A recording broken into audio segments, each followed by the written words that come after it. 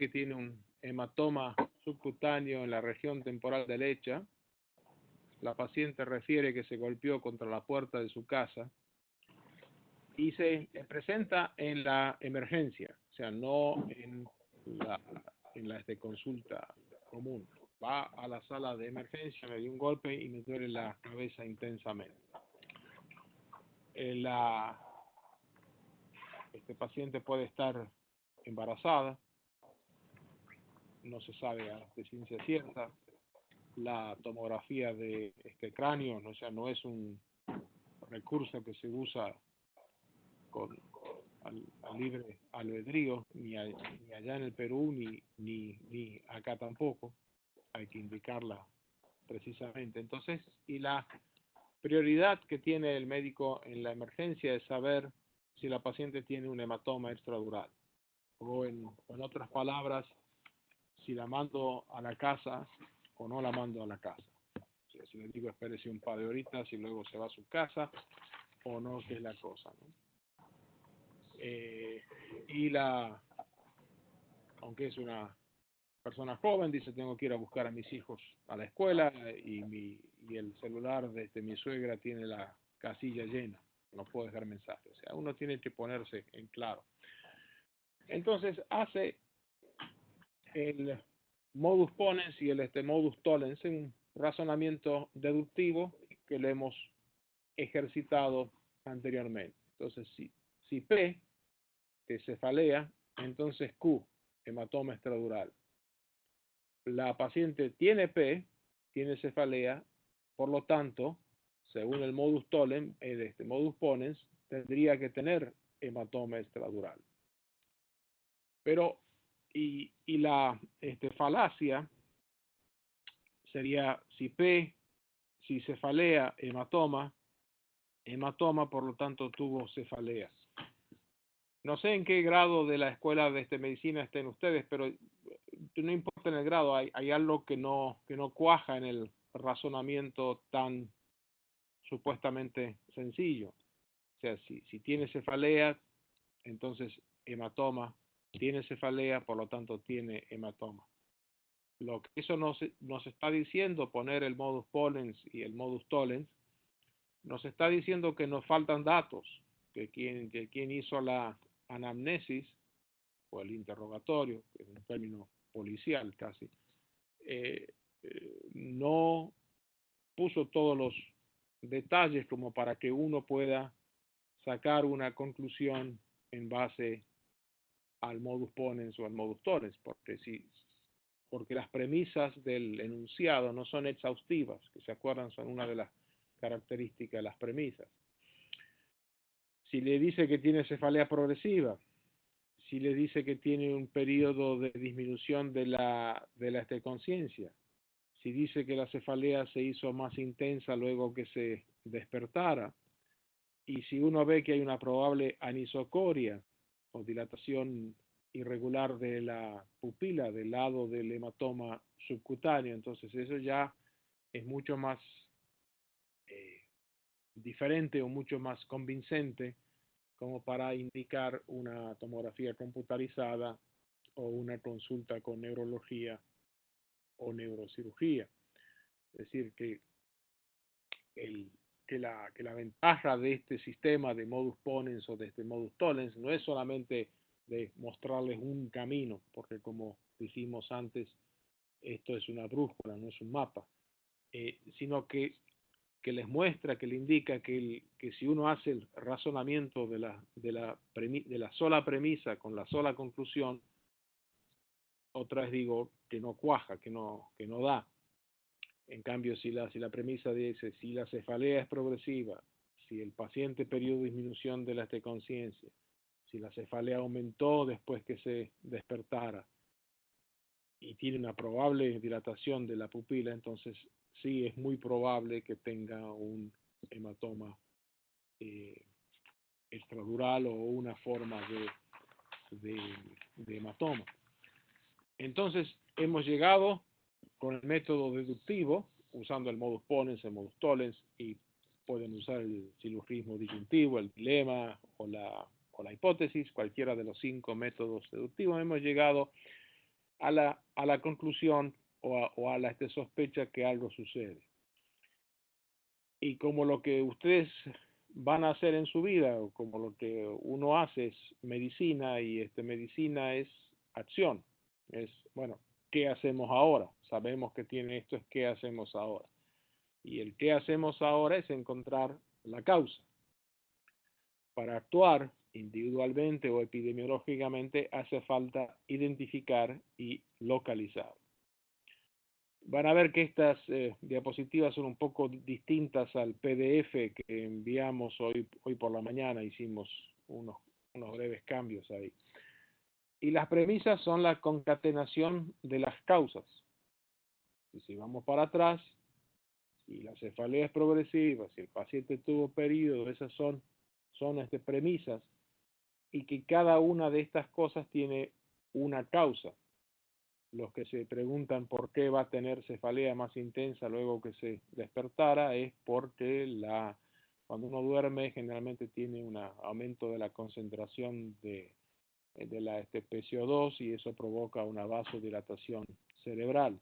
Y si tiene una masa intracraniana, generalmente causa cefalea. O sea, cada una de las premisas ahí tienen una causa.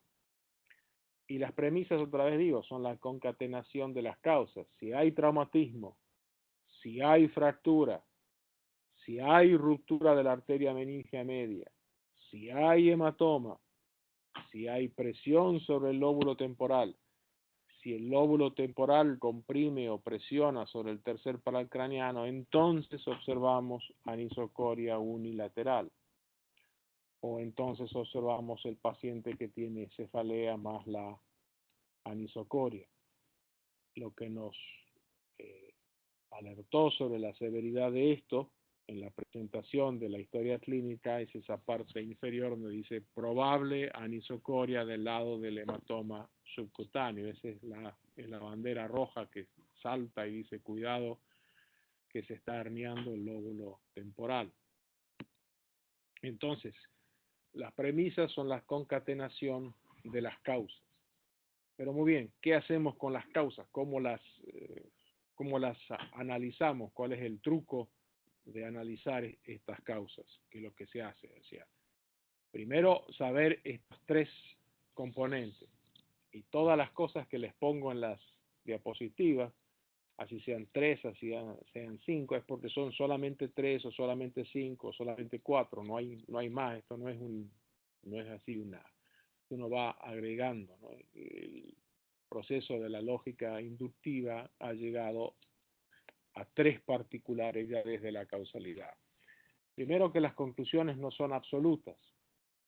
Puede faltar la presión sobre el tercer par y se observa una hemiplegia contralateral, o sea, puede ser todavía hematoma con deslizamiento del lóbulo temporal, pero está comprimiendo el tronco encefálico. Las conclusiones, como no son absolutas, sugiere que algo no está bien y que hay que actuar. Y después todo argumento inductivo busca una causa, o sea que las causalidades, la búsqueda de la causa forma parte del procedimiento inductivo y no del procedimiento deductivo.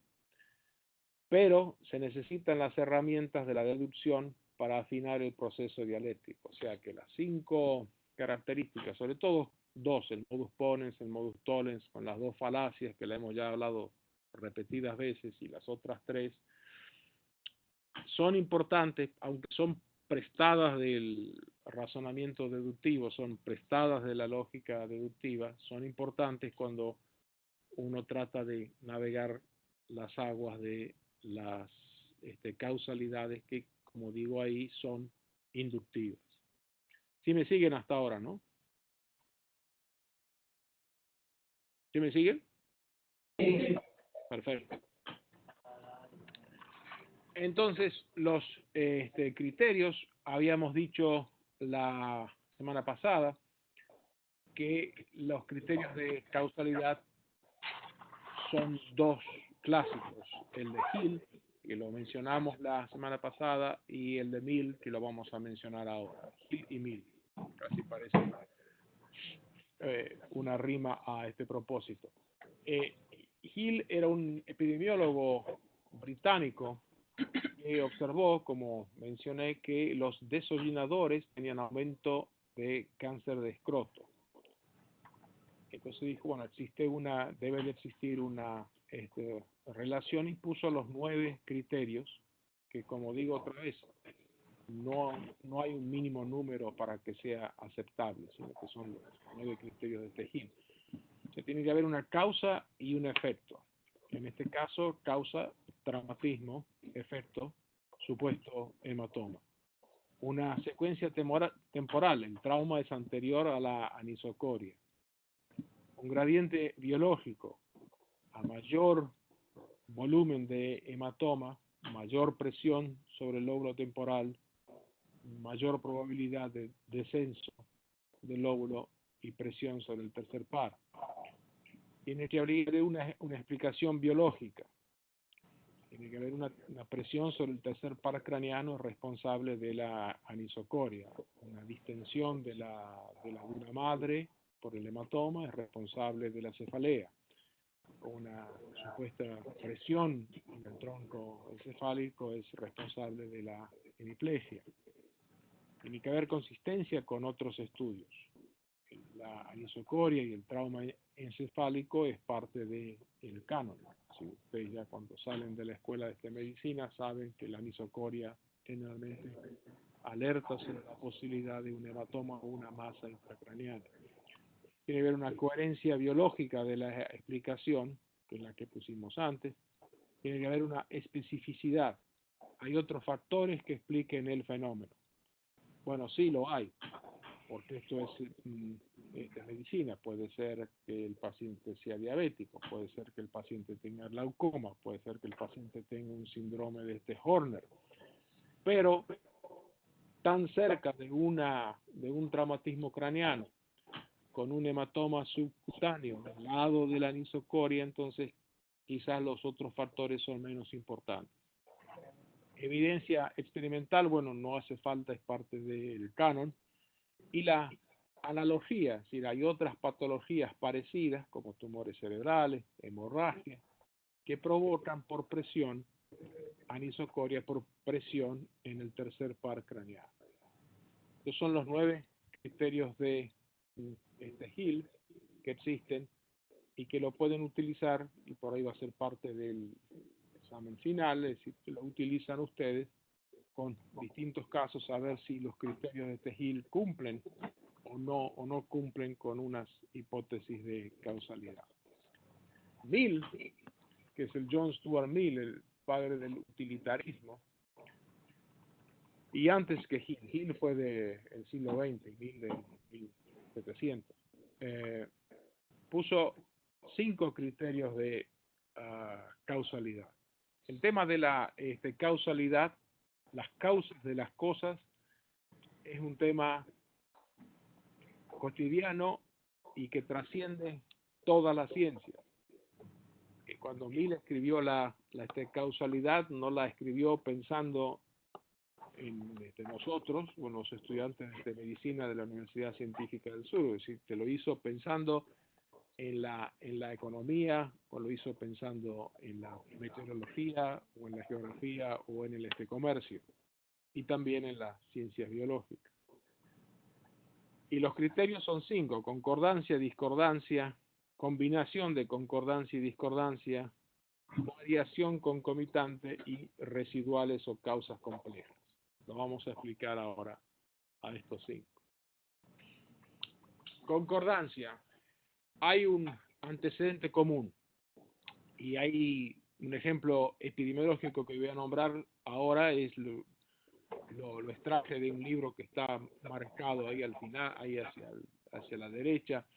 Excelente libro, no hay traducción y que no está hecho para medicina, ¿no? Está hecho en forma general, porque otra vez digo, el pensamiento crítico o el pensamiento lógico es tan importante para cualquier actividad humana.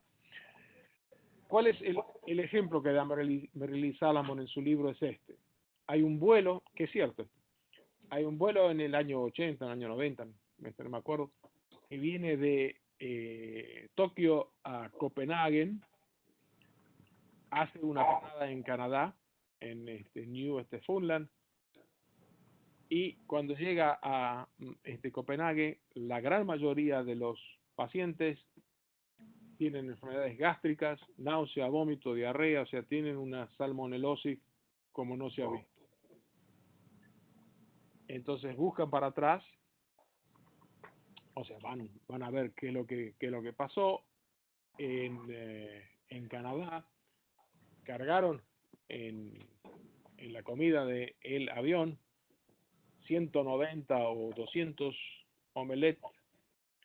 Van a ver al cocinero que preparó los 190 omeletos, o quien estaba en la cocina, y ven que tenía una infección en el dedo. Perfecto, ahí está una causa-efecto, hay una concordancia, unas 190 personas o 180 que comieron ese omelet en el mismo avión y no hay vuelta, o sea, el omelette estaba infectado muy probablemente por el cocinero. ¿Cómo lo podemos trasladar esto a la práctica clínica? A la práctica individual que ustedes van a tener, o sea, que no siempre uno encuentra casos de 200 personas con un fenómeno en una población restringida. Eso ustedes lo ven en su acervo clínico. O sea, dicen, sí, yo esto lo he visto antes en 10, 15 o 20 pacientes. O sea, que el nuevo paciente que yo estoy viendo ahora con anisocoria me recuerda a los 10 o 15 o 20 pacientes que vi antes en mi vida y que tenían un cuadro similar. O sea, como ven ahí, como nos dice, si hay factores X, Y, Z, W, XMNP, XLQZ, E es el evento. Si todos tuvieron traumatismo y anisocoria del lado desde el traumatismo, no importa si haya sido un golpe en la calle o haya sido por otro fenómeno, todo fue un traumatismo, hay un elemento común y que lleva a la concordancia y a la presencia del evento. El segundo elemento es la discordancia. Y volviendo al caso del avión, vieron en el avión había más pasajeros que los que se enfermaron. Y los pasajeros que no se enfermaron no comieron el omelette. Un par porque eran alérgicos a los huevos, otro par porque estaban dormidos, otra señora porque le dio su omelette a su marido, que se infectó doble porque comió 2 omelettes. Es decir, hay una discordancia. Si hay el elemento sucede o no sucede, si hay un factor común, que en este caso puede ser el traumatismo de este cráneo. Y como ustedes ven, entonces pueden decir por discordancia, nunca había una paciente con anisocoria no relacionada con un traumatismo de cráneo. Si ustedes ven la anisocoria, traumatismo de cráneo, hematoma. Hay una infinidad de patologías que dan anisocoria. Es decir, yo he visto un gran número de tomografías negativas para hematoma extradural por el apresuramiento mío a veces y de los residentes otras en ordenar esta tomografía. El elemento combinado, la anisocoria es más común en traumatismos cerebrales que en síndromes endocrinos, por ejemplo, en el pancoastovía, que es un tumor endocrino del pulmón, o en la diabetes, que provoca una neuropatía diabética y otras enfermedades. El combinado, entonces, es que uno tiene los dos elementos en que sube y baja, o está presente o está ausente, para llegar a la conclusión de lo que afecta.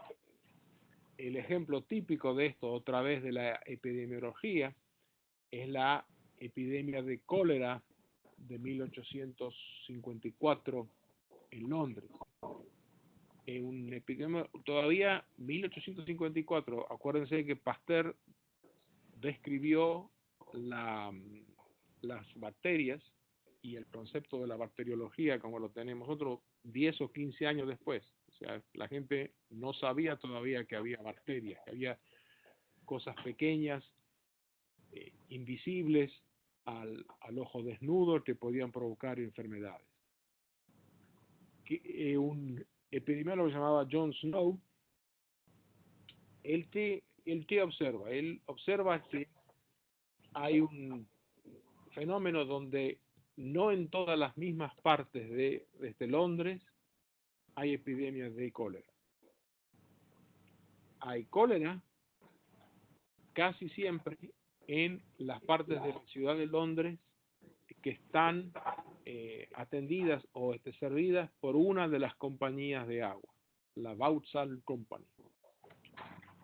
Mientras que las partes de Londres no servidas por esa compañía, sino por otra compañía, por Lambert, tienen una diferencia inmensa en la cantidad de enfermos. Entendiendo que a veces hay un cruce, hay gente que vive en un lado pero toma agua en otro porque trabaja, por lo que sea. Lo que sucedía es que la Vauxhall Company sacaba el agua del río Támesis en la parte de la ciudad, donde había mayor contaminación fecal. La Lambert traía el agua de lejos, desde más lejos, desde la ciudad donde las napas acuíferas no estaban infectadas. Y de esa manera, por asociación, y porque dice, bueno, por concordancia y discordancia, como vimos recién, por una combinación de los dos elementos, llegan a la conclusión que hay algo en el agua, que no hacen absolutamente nada, solamente que lo que piden es que la gente tome agua por otro lado y controlan, bueno, eso ya es, que no me quiero apartar de esto. A lo que voy es que las leyes de causalidad sirven tanto para lo epidemiológico que las inspira como para lo clínico. Y en lo clínico es la anisocoria, es más un problema de traumatismo cerebral que del sistema endocrino, como acabo de decir. Variación concomitante significa que a mayor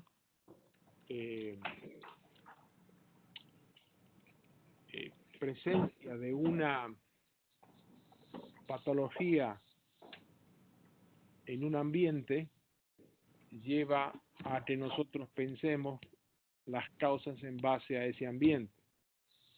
En el caso de el cólera, si uno vivía en la parte de Londres servida por la Vauxhall Company, tenía más posibilidades, y si se presentaba con los síntomas de cólera era más fácil presumir que uno tenía ese diagnóstico.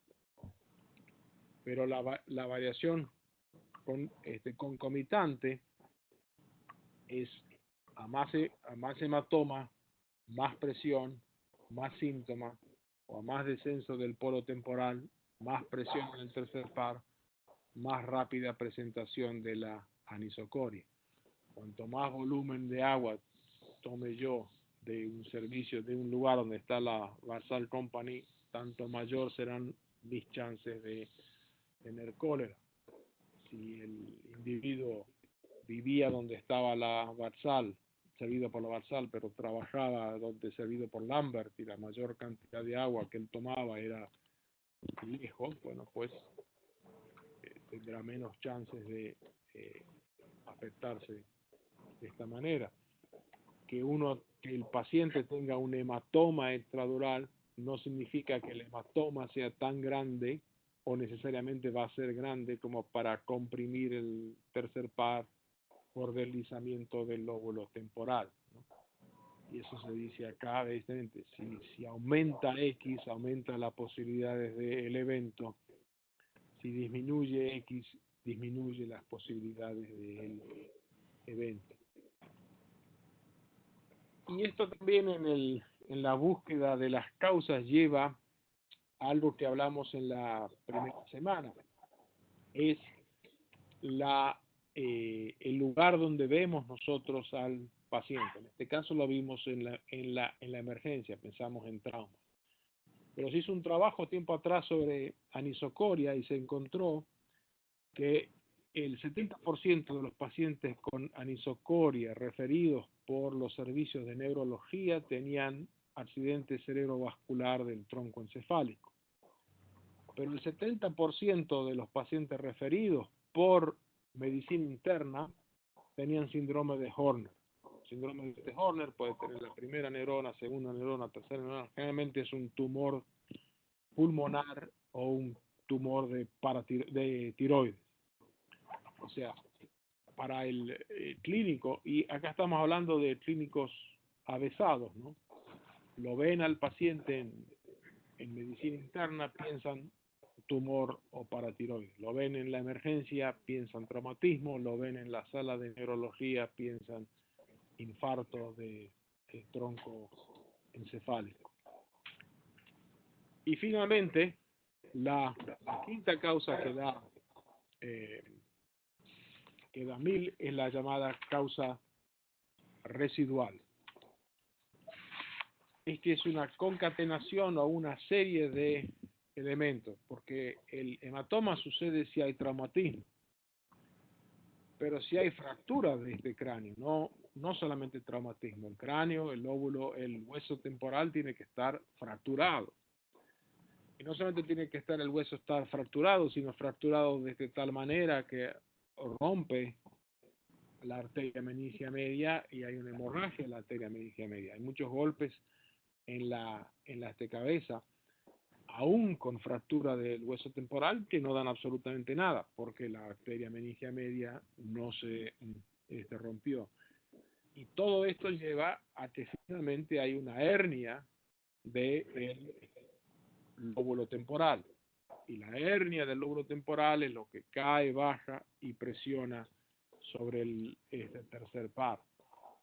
Pero el sistema residual, y ahí lo ven ustedes, X, Y, Z, evento 1, evento 2, evento 3, evento 4. X explica 1, Y explica evento 2, que sería la fractura de cráneo. Z explica evento 3, que es la ruptura de la arteria meningia media, pero tiene que haber todavía hernia del lóbulo temporal para que exista una presión sobre el tercer par craneano. O sea, cuando analicen ustedes la causalidad, y es parte del ejercicio que se van dando cuenta con el ejercicio que van a hacer, que el proceso no es un proceso de pensamiento de A a B y a C, sino que tienen que elaborarlo en base a sus conocimientos. Ya estamos bastante avanzados, ¿no? Es decir, ¿cuáles son las falacias de la causalidad, ¿no? Es decir, causalidad como indicador de la acción. O sea, yo para qué quiero saber la causa de algo, yo lo quiero saber para actuar y para modificar el elemento, ¿no? Es decir, porque me afecta como médico y quiero tratar a mis pacientes adecuadamente. Las falacias de la causalidad son 4, así como son 5 criterios, son 4. Aunque en la semana pasada les puse una lista más grande, la reduje a las más importantes, a las que deben de trabajar con más intensidad. Una es post hoc ergo propter hoc, que es confundir coincidencia con causa. Por ejemplo, confundir un síndrome de Horner con un traumatismo craneano. Las dos tienen anisocoria, pero las causas son distintas. La segunda es ignorar las causas comunes. Para la anisocoria existen otras causas, amén del desplazamiento del lóbulo temporal. Mencioné diabetes, mencioné tumores de tiroides, tumores pulmonares por compresión de la vía simpática. La tercera es confundir la causa con el efecto. El problema no es la fractura o el hematoma subcutáneo o la anisocoria. La causa o el efecto que nos debe y la causa es la hernia del lóbulo temporal. Como dijimos también esta semana pasada, uno no previene la lluvia prohibiendo los paraguas. La anisocoria no es el tema que nos debe de preocupar como médicos, sino es el desplazamiento del lóbulo temporal. Cuando uno dice qué causa tiene este paciente, cuáles son las razones o las causas de este paciente para llevarlo a este quirófano, no es la anisocoria, es la hernia del lóbulo temporal. Es importante no confundir causa con efecto. Y finalmente, la más metafísica desde las causas, que es la del origen de nuestra explicación. Y esto se lo digo con experiencia o con la voz de la autoridad que dan los años y los errores, ¿no? Dijimos que causa nos lleva a una forma de acción. O sea, causa es un hematoma extradural y esto me lleva a determinar que sí, que es un paciente quirúrgico, que es la pregunta final. ¿Es este paciente quirúrgico o no? Cuando esta femenina de 20 años llegó para la emergencia y la vieron ustedes por primera vez, la pregunta que se hacen, ¿la mando a la casa para que busque a los hijos y que venga a la clínica en una semana? ¿O la dejo acá hasta que esto se haga más evidente y la podamos llevar al quirófano sin ninguna demora? Esa es la pregunta crucial que nos hacemos en todas las especialidades. El dolor de este pecho es un dolor anginoso, hay que internarlo, hay que hacerle un cateterismo cardíaco o es un problema muscular. ¿Lo mando a la casa o no lo mando a la casa? En esta falacia de la causalidad también es falacia de la acción. Hay gente que, aún con hematoma extradural, aún con anisocoria, por presión del tercer par, dice, no es quirúrgico en este momento. Démosle manitol, démosle corticoides, controlemos la hidratación y observemos. Quizás porque la causa de la presión en el tercer par es la hernia del lóbulo temporal, quizás ese lóbulo temporal se sale para arriba un poquito y no hace falta operar. Pero eso viene, ¿por qué? Eso viene de acuerdo a la experiencia de uno. Y sucede muchas veces. Tanto que existe un refrán en donde yo me crié y estoy seguro que lo conocen ustedes también. El que se quema con leche ve la vaca y llora. Y a veces los cirujanos o los clínicos dicen, no lo mandemos al quirófano porque tienen una mala experiencia de unos pacientes pasados, ¿no? Siempre hay un elemento ad hominem que lleva a que hagamos la interpretación de la causa y de la acción de una manera subjetiva. Y acuérdense de esto, cuando bajen este video, llévenlo, y yo les apuesto que no pasan 5 años de que hagan medicina por su cuenta, ya una vez graduado, sin que vean esta ad hominem. Si pasados 5 años no ven ni uno, me mandan una carta y yo les pago un pasaje acá a Los Ángeles. Entonces, brevemente, y disculpen eso que lo escribí, estamos probando con Harold acá, que no pensaba que iba a estar ahí. Pero decía, hay 5 modos de analizar un argumento deductivo. ¿Se acuerdan? Modus tollens, modus ponens, hipotético, disyuntivo. Analizar es olfativo, o sea, con la forma deductiva, utilizando esos 5, sobre todo modus ponens y modus polens. Ustedes perdón, van y dicen realmente estamos cerca o no estamos cerca de algo que o me falta más información. Buscar la causa es básicamente un proceso inductivo. Yo estoy viendo a ver qué pasa, pero ayudado, como dijimos antes, por las presencias de las herramientas del proceso deductivo. Esto es una recapitulación. Ejercicio, van a ser 2 ejercicios. El 1, femenina de 32 años, en sala de emergencia, anorexia, náusea y vómitos. Femenina otra vez por el embarazo. Ligero malestar, dolor abdominal, laboratorio normal, ruidos abdominales aumentados, el gorgorismo. Diagnóstico presuntivo, gastritis. Desarrollen los 5 escenarios del pensamiento deductivo con esta causa y hay que le están tomando fotos. Yo le mandé el PDF a don Alejandro hoy y lo van a tener esto en línea el lunes. Los 5 escenarios del pensamiento deductivo, que son modus ponens, modus ponens, disjuntiva, ¿cómo lo hacen?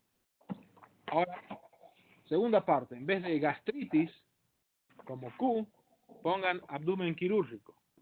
O sea, ¿tiene esta paciente un abdomen quirúrgico o no tiene un abdomen quirúrgico? O sea, primera pregunta, ¿tiene gastritis o no tiene gastritis? De manera deductiva. ¿Tiene abdomen quirúrgico o no tiene abdomen quirúrgico? Desarrollan los 5 escenarios hipotéticos, disyuntivo, dilema, modus ponens y modus tollens, PT no, MT. Cuajan las premisas con la conclusión, hace falta más datos, o sea, es esta historia incompleta. Vuelven a conversar con la paciente y de la anamnesis más exhaustiva los siguientes detalles les satisface para decidir si es abdomen quirúrgico o no. ¿Y cuáles son los detalles que les facilitaría a ustedes determinar que es un abdomen quirúrgico o no? Otra vez, a mí no me interesa que tengan una respuesta perfecta. Esto no es un examen de conocimiento o cómo saben hacer el libro. A mí me satisface con que vea el esfuerzo que ponen ustedes para tratar de responder las preguntas de la manera más exhaustiva posible. O sea, otra vez digo, nadie les va a decir, o yo no lo voy a decir, no, el número 3 no lo hicieron bien, 0, pochado. No es eso. Pongan todo el esfuerzo honesto y posible para responder estas 3. El segundo ejercicio. Y estos son pacientes míos. Esta era una niña y en el año 94. En el año 94 esta niña presenta con disminución de la agudeza visual y tiene esta cosa blanca. Esta es una resonancia más bajo, nervio óptico, quiasma óptico, radiaciones ópticas totalmente tomadas por un tumor. Ahí está el tumor, ¡pum! Le hicimos biopsia para confirmar que no era un proceso inflamatorio, infeccioso, un linfoma, no, tumor, astrocitoma de bajo grado. El papá de la niña era un bombero, es un bombero. Esto ya hace 20 años, o 23 años. Y él dice, no, mire, yo no quiero que le haga nada, porque además que le dijimos quimioterapia, le va a dar, le va a bajar. En fin. Pasan los meses y el tumor desaparece. Tomografía más nueva, esto un año después. Tomografía más nueva, inclusive este pequeño resabio de tumor en el óptico derecho, con un pequeño resabio de tumor en las vías, en la vía óptica, desaparece. Las tomografías nuevas, vamos a un par de años después, limpia de tumor completamente. Esta es otra niña, también más o menos de la misma edad. Gigantesco tumor de tronco encefálico. Ahí lo. Gigante. Compresión del cerebelo, poco de hidrocefalia, tremendo. Y después, tumor no está más. Se fue. Sin tratamiento. Sí hubo que ponerle una válvula de derivación ventricular. Tumor se fue. Estos casos de tumores en niños a veces, o sea, no son extremadamente raros, pero si uno tiene una suficientemente larga experiencia clínica, lo sabe. La pregunta es esto, es decir, estos son rarísimos, poquísimos casos de desaparición de tumores como ustedes están viendo ahí. Casos míos, 100%. Se fue. El tumor de tronco encefálico tiene una mortandad de casi el 100%, y los tumores de la vía óptica quedan ahí, llevan para la ceguera. Se fue. Ahora bien, la pregunta, ¿es esto un milagro o no es un milagro? Amén de las creencias religiosas que las respeto a todas de ustedes. Hagamos acá el modus ponens. Pero el modus ponens sería, si P, que es milagro, entonces ¿qué? Q es curación. Hubo P, hubo milagro, por lo tanto hubo curación. Sí, pero ¿dónde está el milagro? Es decir, ustedes, o sea, yo soy como Santo Tomás, es decir, ¿no? Que dice, no, acá Jesucristo resucitó. Bueno, vení, mostrámelo hoy. Están esos cuadros de Santo Tomás metiendo la mano en las llagas de Cristo en el pecho. Es decir, uno dice, sí, hubo este milagro, sí, pero ¿dónde está el milagro? Entonces, el argumento para demostrar que hubo milagro es la falacia del modus ponens. Y uno dice, si P, entonces Q. Si hubo milagro, hubo curación. Hubo curación, que es una falacia. Entonces hubo milagro. Que es lo mismo que, como dije, con la camiseta cuando miro el partido de fútbol. Si yo tengo puesta la camiseta de mi equipo cuando estoy mirando el partido para que mi equipo gane y mi equipo gana, mi equipo ganó porque yo tenía puesta la camiseta. Entonces, pensar en base a lógica deductiva que los casos estos se explican por milagro es lógicamente inadmisible. Pero la Iglesia Católica, nuestra querida Iglesia Católica, es decir, hace a los santos en base a casos como estos.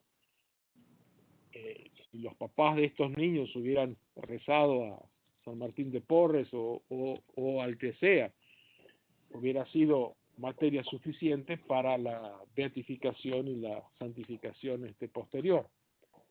Porque nuestra querida Iglesia a veces cae en la falacia de el modus ponens. Que no se trata de decir acá que si hay milagro o que si no hay milagro, eso se lo dejo a cada uno piensa o no piensa. Pero para el ejercicio, entonces ejercicio Dios, desarrollen el caso de los dos tumores cerebrales, uno solo, con curación espontánea, siguiendo los 5 criterios de causalidad de Mill. O sea, si yo digo que la causa de la curación de los niños ha sido un milagro, ¿cuáles?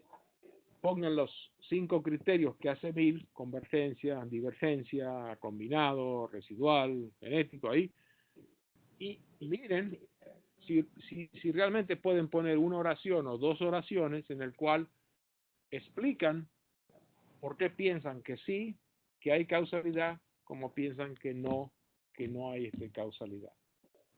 Otra vez digo, si 10 de ustedes dicen que los criterios demuestran que hubo milagro y otros 10 de ustedes demuestran que no hubo milagro, no importa. Los 20 están bien para mí. ¿Sí? No se trata de que hay una respuesta perfecta. No hay tal cosa. Pero sí hay un ejercicio perfecto. terminamos con esto. We are done, Harold. Harold. Entonces ahí, Harold, terminamos, no importa. ¿Alguna duda entonces más quedó ahí? ¿Dudas, preguntas? Para el doctor Rosario. Nada. Entonces, Jorge, estamos quedando en que los que todavía te deben la primera tarea te la pueden mandar. Sí. Y esa segunda tarea también te la envían para la próxima semana. Idealmente para la próxima semana. Si se hace difícil por otras tareas, por ejercicios, por lo que sea, entonces esperamos días más. Pero no son tan difíciles como parecen. Ya lo hemos hecho antes. Sí, parece que de entrada, uy, ¿qué me están pidiendo? No es tan difícil. Pongan las 5 categorías de 1000 y hagan una correspondencia si explican milagro, y con el otro ejercicio aquí, con esta, son 3 preguntas que más o menos las hemos desarrollado con el caso de la anisocoria. Me piden, Jorge, si puedes volver a explicar lo que necesitas en el primer ejercicio. Sí. En este ejercicio justo que está. Exactamente, bien. En el primer ejercicio es, llega este paciente a la consulta en la sala de emergencia, otra vez, sala de emergencia, y dice, tengo anorexia, náusea y vómito. Es una gastritis. Muy bien, entonces, ¿cómo son los 5 sistemas deductivos modus ponens? Si tengo anorexia, náusea y vómito es gastritis, tengo anorexia, náusea y vómito, por lo tanto es gastritis, es el modus ponens. El modus tollens es si tengo anorexia, náusea y vómito, que no ocurre, no ocupe, ahí lo hacen. ¿Cómo hacen ustedes para conformar que la señora tiene gastritis? Pero después el profesor o el de más experiencia dice, esta señora tiene anorexia, náusea y vómito, pero tiene un poquito de dolor de abdomen. ¿Por qué en vez de hacer que Q sea gastritis, o sea, si tiene anorexia, náusea y vómito es gastritis, en vez de poner gastritis como conclusión, trabajen la conclusión de un abdomen agudo? Trabajen la conclusión que si la mandan para la casa ahora, vuelve en 4 o 5 horas como una urgencia quirúrgica. Sí, entonces, en vez de hacer el Q como gastritis, hacen el Q como abdomen quirúrgico. Pero entonces, cuando ustedes hagan ese juego del modus ponens, modus tollens, van a ver que no cuaja anorexia, náusea y vómito con abdomen quirúrgico. Entonces, la secuencia es, bueno, ¿quién hizo la anamnesis de esta paciente? No, la hizo un estudiante de medicina de primer año.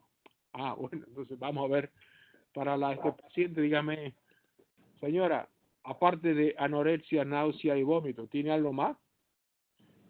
¿Y cuáles son las cosas de algo más que les puede decir a ustedes, si yo agrego a estas premisas, entonces voy a tener un razonamiento deductivo más acorde con un abdomen quirúrgico? Que es casi el mensaje de esto. Si uno dice tengo cefalea y la pregunta que uno se hace, bueno, a esta señora ¿es un caso quirúrgico o no es quirúrgico? Con cefalea, ustedes ven, si hacen el modus ponens y el modus tollens, como que no suena bien, como que no cuaja, ¿no? Pero van y le preguntan, señora, ¿cómo es con la cefalea? No, tengo cefalea, que es progresiva, que me quedé dormida, que me aumentó la cefalea cuando me desperté, y a ver, señora, un poquito el ojo, y el ojo lo tengo aumentado de este tamaño. Entonces, esto mismo que tienen acá con la anisocoria y el traumatismo, trasládenlo a otro caso de abdomen quirúrgico. Había un silencio total. Yo les tengo, okay. ténganse fe.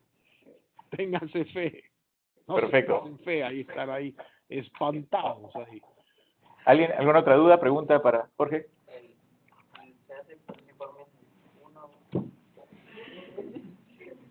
Buenas tardes. Buenas tardes. El informe es igual de 3 reportes nomás, como el año Perdón. pasado.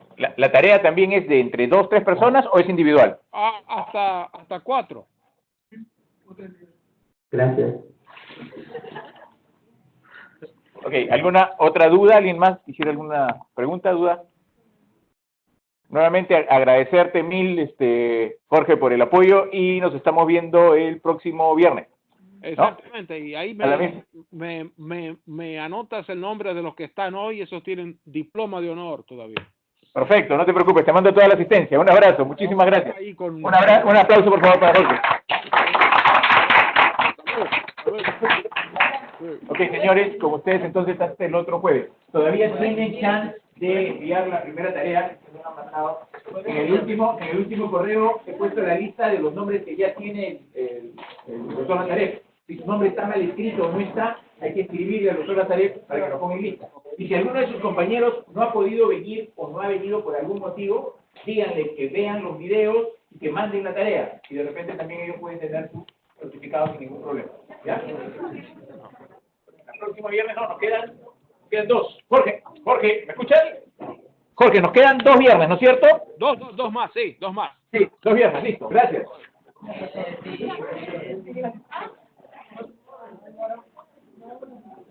¿Miraste el video?